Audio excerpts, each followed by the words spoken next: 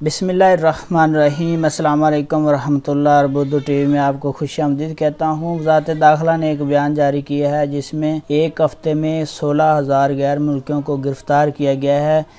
وہ غیر ملکی اقامہ اور لیبر کے قوانین کی خلاف ورزی اور حدود کی خلاف ورزی کرتے ہوئے پکڑے گئے ہیں۔ ان کی تفصیلات آپ کے ساتھ شیئر کرتا ہوں۔ 11/1/1443 سے لے کر 17/1/1443 تک ان لوگوں کو گرفتار کیا گیا ہے۔ ٹوٹل 16,397 غیر ملکی گرفتار کیے گئے، جن میں سے اقامہ کی خلاف ورزی کرنے والوں کی تعداد 5,793 تھی، اور حدود یعنی سرحدوں کی خلاف ورزی کرنے والوں کی تعداد 9,145 تھی، اور لیبر قوانین کی خلاف ورزی کرنے والوں کی تعداد 1,459 تھی۔ اور ٹوٹل سعودی عربیہ میں جو پچھلے ہفتے میں گرفتار ہوئے غیر ملکی 16,397 تھے، جن میں سے عورتیں بھی تھیں اور مرد بھی گرفتار کیے گئے تھے۔ 45% یمنی جنسیہ کے لوگوں کو گرفتار کیا گیا، 53% ایتھوپین جنسیہ کے لوگوں کو گرفتار کیا گیا،